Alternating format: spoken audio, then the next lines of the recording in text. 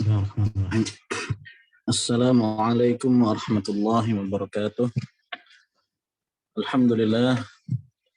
Innal hamdalillah nahmaduhu wa nasta'inuhu wa nastaghfiruh wa na'udzu billahi min shururi anfusina wa min sayyiati a'malina. May yahdihillahu fala mudilla lahu wa man yudlil fala hadiya lahu. Asyhadu an la ilaha illallah wahdahu la syarika lahu وأشهد أن محمدا عبده ورسوله صلى الله عليه وعلى آله وصحبه وسلم تسليما كثيرا أما بعد فإن أصدق الحديث كتاب الله وخير الهدي هدي محمد صلى الله عليه وسلم وشر الأمور محدثاتها وكل بدعة ضلالة.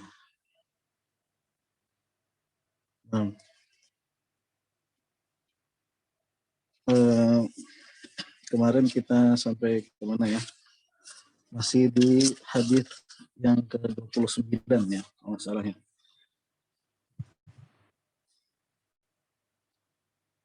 Nah,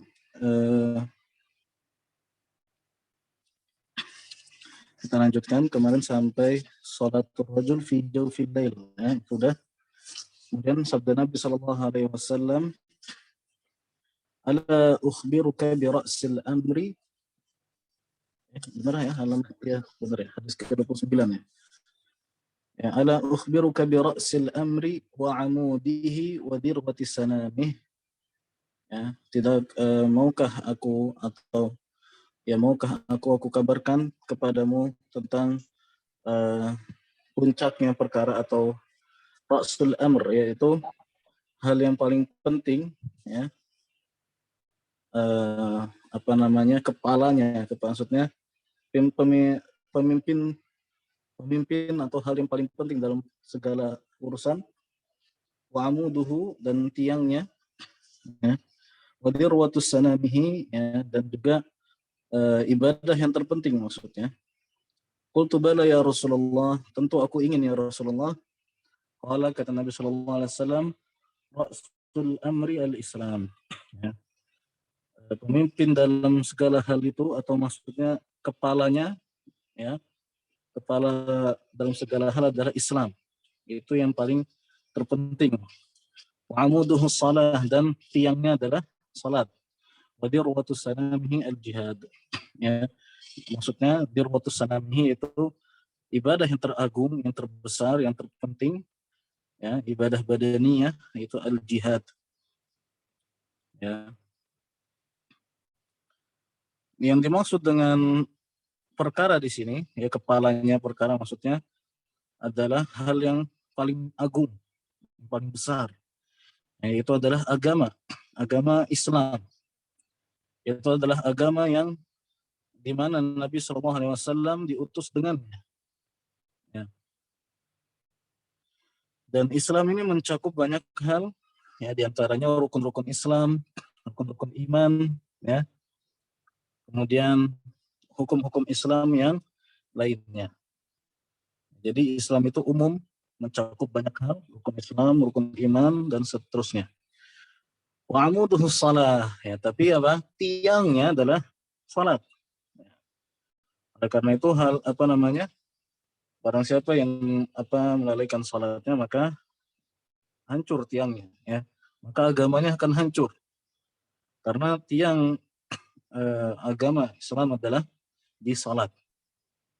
Kemudian ibadah yang paling agung atau yang paling penting, ya, maksudnya di sini ibadah badaniyah ya, kata para ulama ya,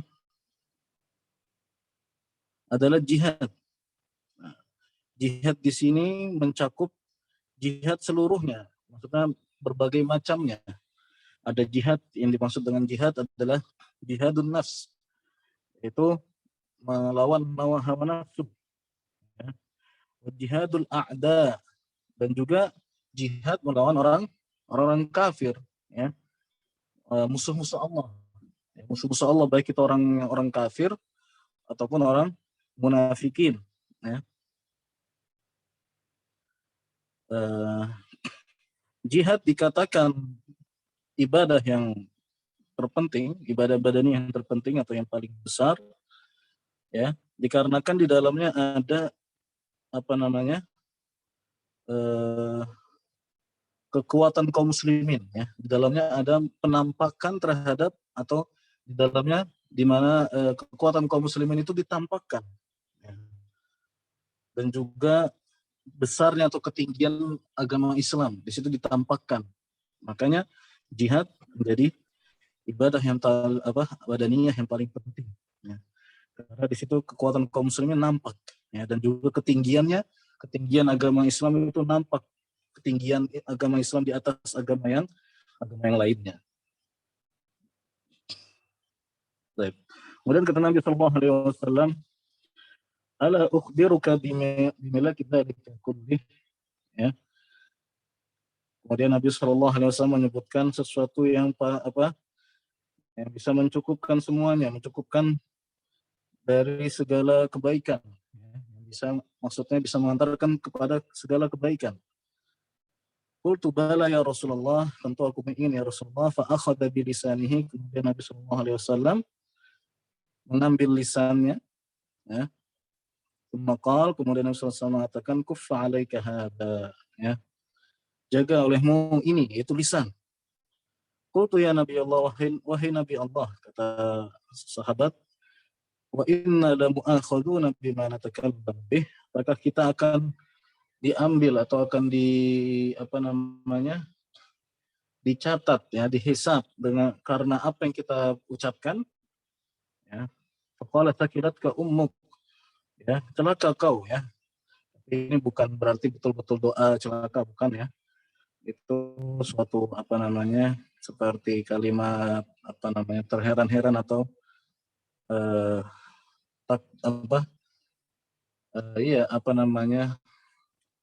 terheran-heran, ya, tapi dengan seperti takjub tapi terheran-heran gitu.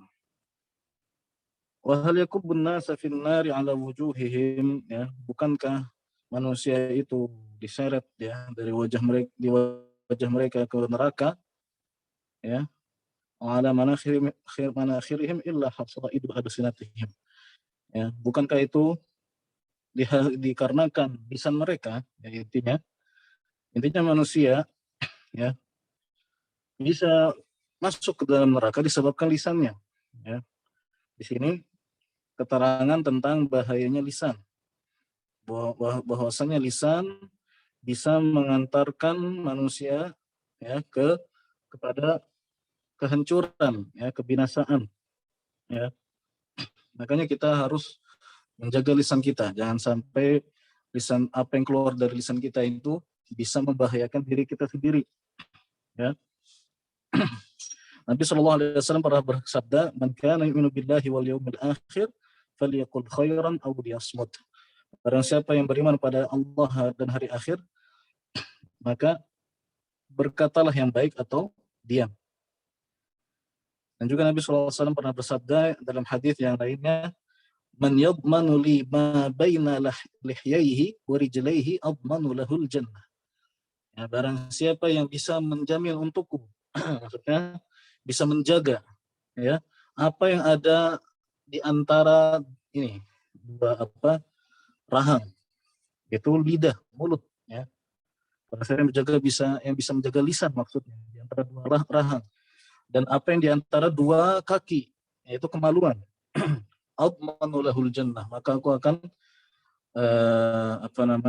jamin untuknya surga, ya. Masya Allah. Jadi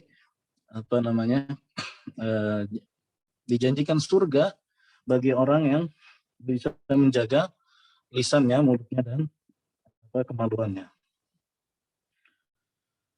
Baik. Kemudian di sini juga disebutkan, ya, bahwasanya manusia, ya, bukankah manusia bisa masuk ke neraka disebabkan apa yang diucapkannya, ya. Ini menunjukkan bahwasanya apa yang kita ucapkan itu bisa berbuah pahala, bisa juga berbuah dosa, ya, bisa berbuah dosa. Dan dosa yang paling besar yang diucapkan oleh lisan adalah dosa syirik, ya. Karena syirik itu bisa dilakukan dengan hati dan juga dengan lisan dan juga anggota tubuh, ya. Dosa syirik dengan lisan seperti apa? Seperti berdoa kepada selain Allah, ya, dengan lisannya. Kemudian memuji berlebihan, ya, memuji orang saleh misalkan, atau memuji yang lainnya berlebihan sehingga pujiannya itu seperti memuji Allah, ya. Kemudian mensifati makhluknya dengan sifat-sifat uluhiyah, ya, ketuhanan. Nah, ini syirik, ya. Atau menisbatkan nikmat kepada selain Allah. Nah, ini termasuk syirik juga. Nah, ini yang paling bahaya dari lisan kita. Seharusnya kita jaga, ya. Yang itu syirik paling bahaya tentunya, ya, bisa mengeluarkan seorang dari Islam. Itu juga dosa-dosa besar yang dilakukan oleh lisan seperti persaksian palsu, ya. Kemudian sihir, misalkan sihir, ya, sihir itu kan pakai mantra-mantra gitu, ya. Nah, atau qadhf itu tuduhan, ya, kepada orang yang yang menjaga kesuciannya, dituduh dengan macam-macam, ya, atau berdusta dan riba dan juga namimah, mengadu domba. Ya, ini semua dosa yang bisa dilakukan oleh lisan. Dosa-dosa besar, ya. Nah, maka seorang hamba bisa masuk ke dalam neraka disebabkan melakukan dosa-dosa seperti ini, ya. Maka wajib bagi kita memperhatikan apa yang kita ucapkan. Sebelum kita berbicara, maka pikir dulu apakah yang kita ucapkan ini baik, ya, atau tidak, benar sesuai syariat atau tidak, ya. Kemudian juga perhatikan apa yang kita ucapkan ini bisa menghasilkan maslahat atau bahkan bisa menyebabkan mudarat, ya. Maka itu harus kita pertimbangkan sebelum kita berbicara, ya. Baik, kemudian ya, ini sudah habis, ya, hadis ini. Di akhirnya tadi tentang lisan, ya.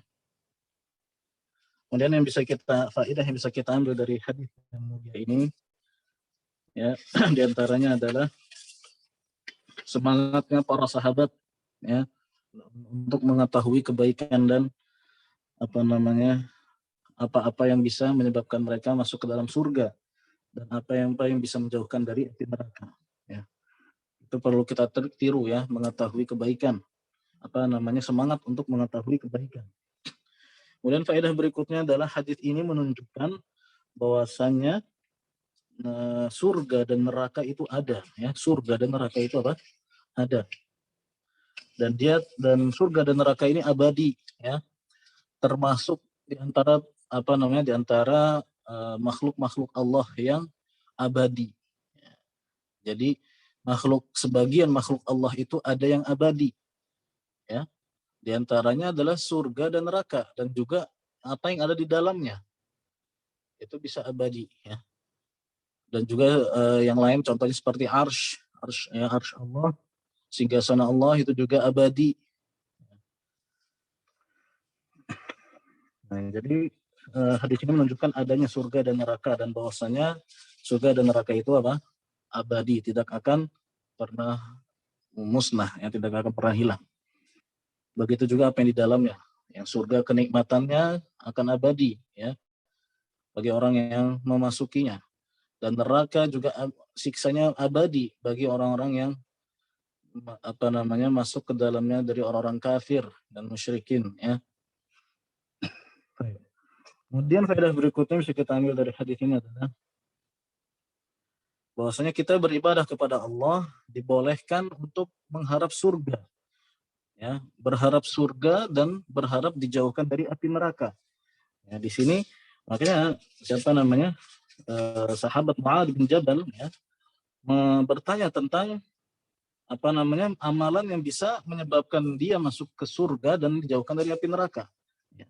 Dari sini kita bisa mengetahui bahwa beribadah, ya, dalam rangka mengharapkan surga dan dijauhkan dari api neraka itu boleh. Ya. Walaupun yang paling utama mengharap ridho Allah, kemudian mengikutinya adalah berharap surga dan dijauhkan dari api neraka. Ya, tidak seperti sebagian orang-orang sufi ya yang mengatakan bahwasanya Allah tidak diibadahi karena berharap surga dan takut dari api neraka. Ya, mereka mengatakan seperti itu. Ini sebagian orang sufi ya mengatakan tidak boleh beribadah kepada Allah karena mengharap surga ya, dan dijauhkan dari api neraka. Ini kata mereka. Sedangkan kita ya Ahlus Sunnah ya Islam yang benar, ajaran Islam yang benar boleh. Buktinya ini para sahabat bertanya tentang hal itu. Ya, tentang amalan-amalan yang bisa masukkan ke dalam surga dan menjauhkan dari api neraka.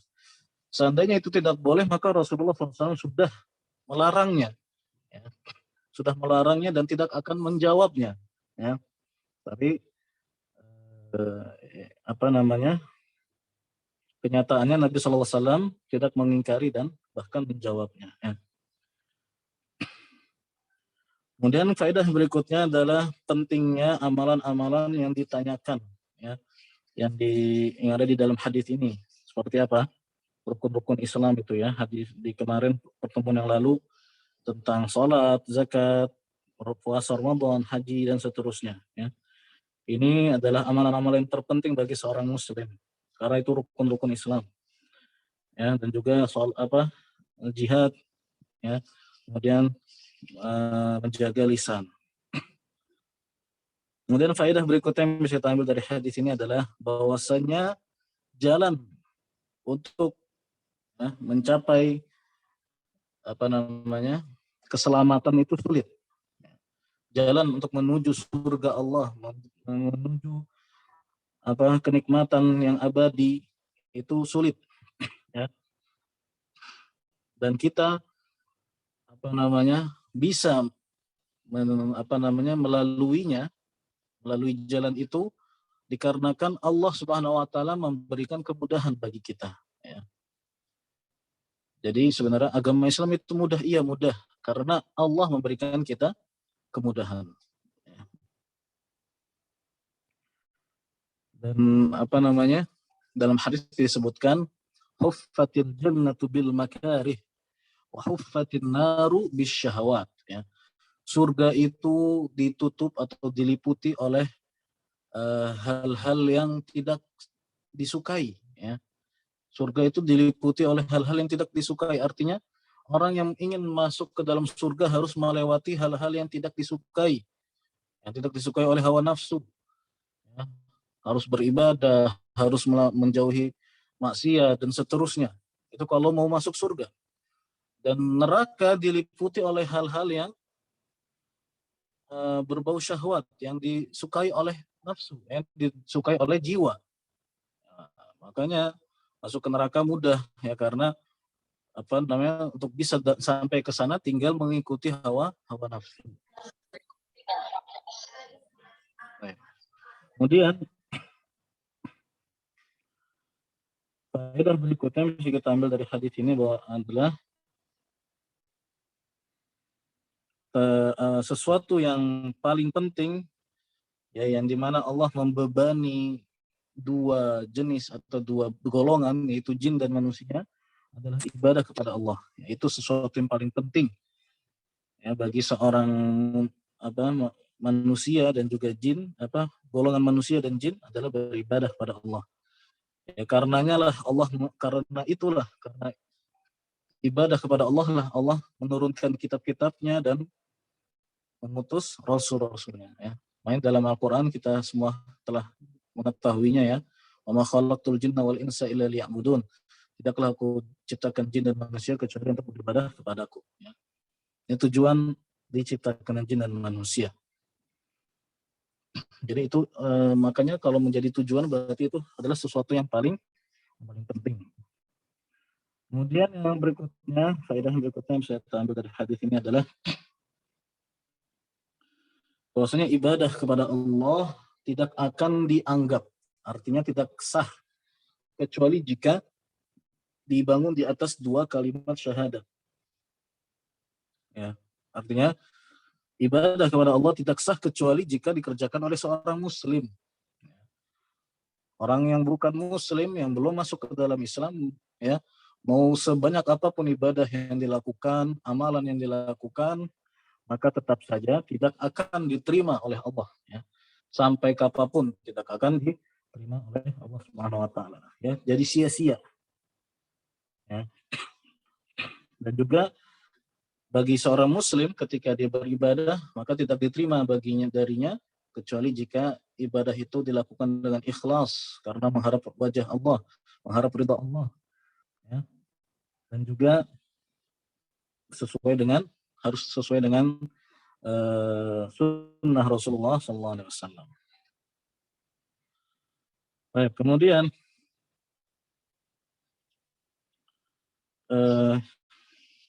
kewajiban, ya, faedah berikutnya adalah bahwasanya kewajiban-kewajiban yang disebutkan dalam hadis ini, ya, itu penting sesuai dengan urutannya. Sesuai dengan urutannya. Yang pertama tentang apa? Tauhid, ya, di situ. Itu yang paling penting. Makanya disebutkan duluan. Kemudian sholat, kemudian zakat, ya, rukun Islam, dan seterusnya. Ya. Itu yang paling penting. Yang paling dasar. Ya. Kemudian yang terakhir jihad. Nah, kenapa jihad disebutkan terakhir, amalan yang terakhir di sini? Ya, amalan badaniyah yang terakhir, karena orang yang berjihad, ya, maka dialah orang yang bisa menjaga kewajiban-kewajibannya, ya, yang bisa menjaga amalan-amalannya yang wajib. Ya. Dialah orang yang bisa mampu berjihad. Ya. Jadi dia sudah bisa melawan hawa nafsunya. Ya, nah, jiwanya yang malas ketika beribadah dilawan. Maka orang yang seperti inilah yang bisa berjihad, berperang melawan orang-orang kafir. Adapun orang yang ibadah malas-malasan, atau bahkan tidak beribadah, sholat pun bahkan ada yang bolong-bolong, ya, atau malas-malasan, atau kemudian ibadah-ibadah yang lainnya malas-malasan, puasa, zakat, dan seterusnya. Orang yang seperti ini tidak diharapkan bisa berjihad. Ya. Karena jihad perang itu besar, ya, al-jihadul akbar, jihad yang paling besar. Ya, maka butuh kepada kesiapan. Ya. Tidak ada yang siap kecuali orang-orang yang benar bertakwa kepada Allah, ya, menjaga kewajibannya dan bisa menjauhi larangan. Kemudian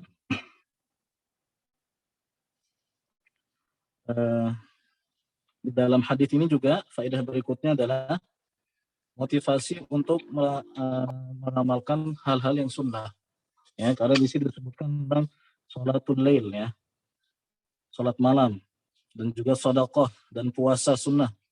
Ya, itu kita di dalam hadis ini ada motivasi untuk melakukan hal-hal yang sunnah. Ya, walaupun sunnah ditinggalkan tidak mengapa, ya, tapi hendaknya kita tidak meremehkannya, ya.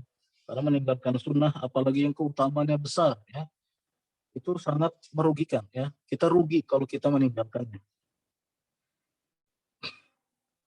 Dan kemudian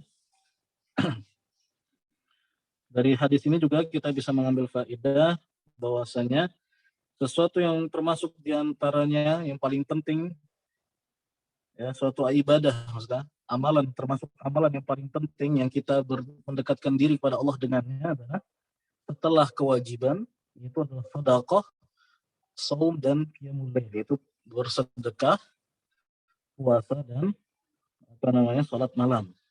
Ini 3 amalan ini disebutkan secara khusus, ya, padahal mereka sunnah, ya. Nah, ini menunjukkan keutamaan 3 amalan ini, ya, bersedekah, kemudian saum, ya. Sedekah itu maksudnya sedekah sunnah, ya, setelah sedekah yang wajib itu zakat. Saum yang sunnah setelah saum yang wajib, kemudian qiyamul lail, salat malam, ya. Ini hadis ini menunjukkan keutamaan 3 amalan ini, ya, setelah kewajiban-kewajiban yang lainnya. ya, setelah rukun Islam yang lainnya.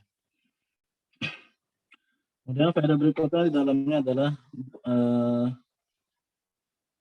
agungnya atau besarnya perkara salat. Ya. Ini besarnya perkara salat. Bahwasanya salat adalah tiang yang agama, ya, tiang Islam. Ya, barang siapa yang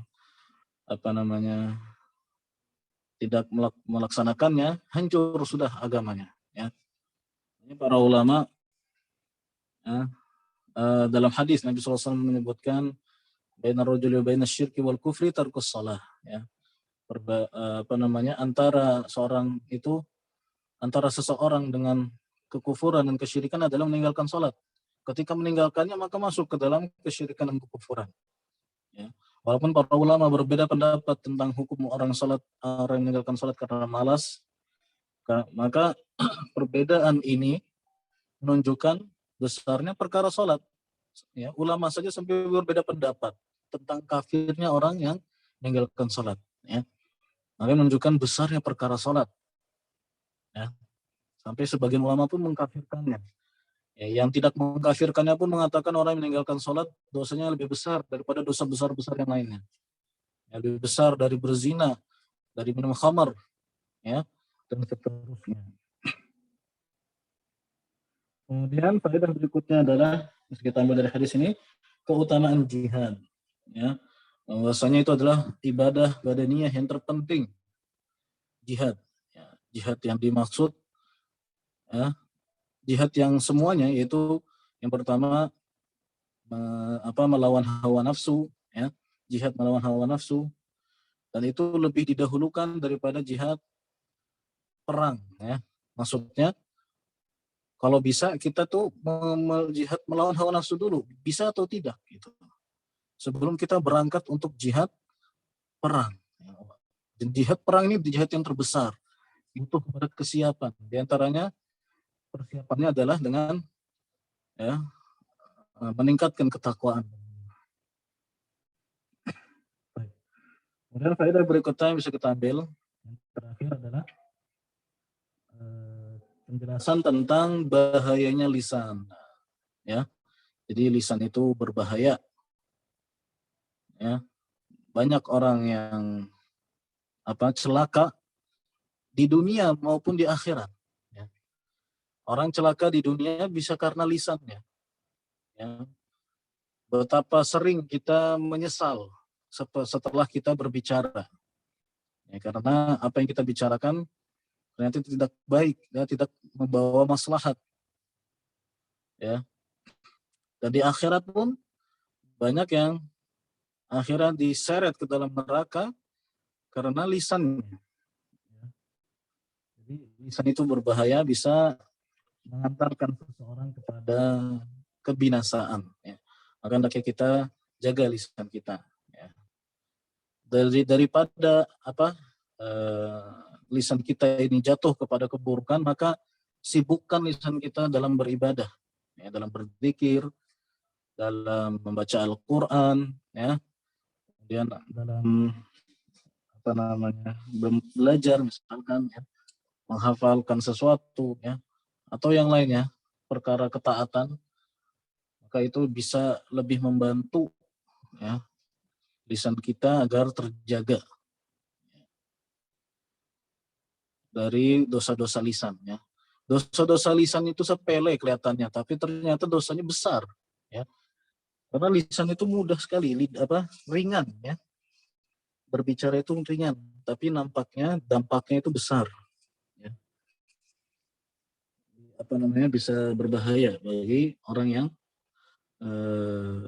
yang memilikinya, ya, lisannya. Wallahu ta'ala alam, mungkin itu saja yang bisa kita bahas pada kesempatan kali ini. Ya. Kalau ada pertanyaan, silahkan, Fadhil.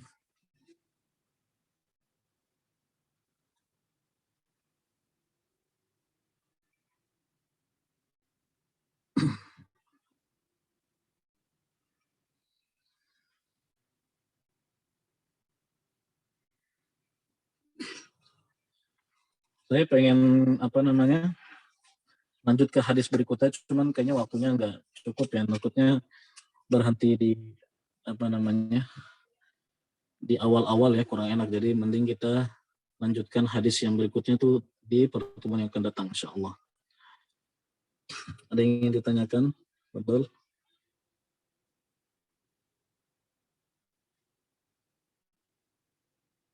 Sepertinya tidak ada ya. Admin, sudah jelas semuanya insyaallah. Ya, barangkali ada yang mau ditanyakan, tafadhol, ikhwan. Boleh langsung saja bertanya jika ingin bertanya langsung.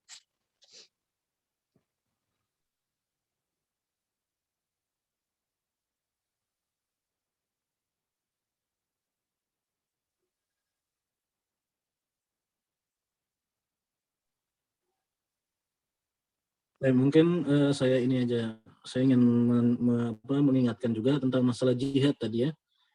Jihad adalah ibadah yang terbesar, yang teragung, yang terpenting. Ya, tapi perlu diperhatikan fikih jihadnya.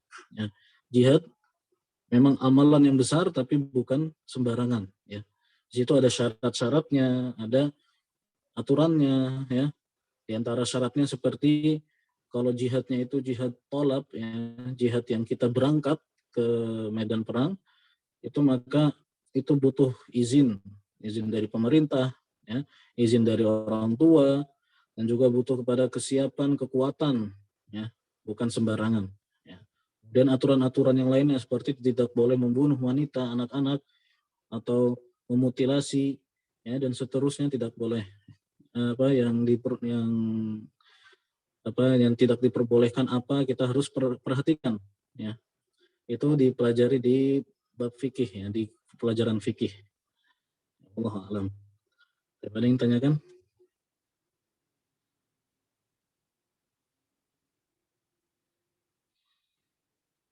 Sepertinya nggak ada ya. Coba udah jelas semua. Gimana admin? Ya, Ustaz. Mungkin tidak ada mungkin, Ustaz. Baik. Sudah mafhum insyaallah. Allah ta'ala alam sallallahu alaihi wasallam ala Nabi Muhammad wa ala alihi wa sahbihi ajma'in. Subhanakallahumma wa bihamdika asyhadu an la ilaha illa anta astaghfiruka wa atubu ilaik. Wassalamualaikum warahmatullahi wabarakatuh. Waalaikumsalam warahmatullahi wabarakatuh. Jazakallah khair, Ustaz.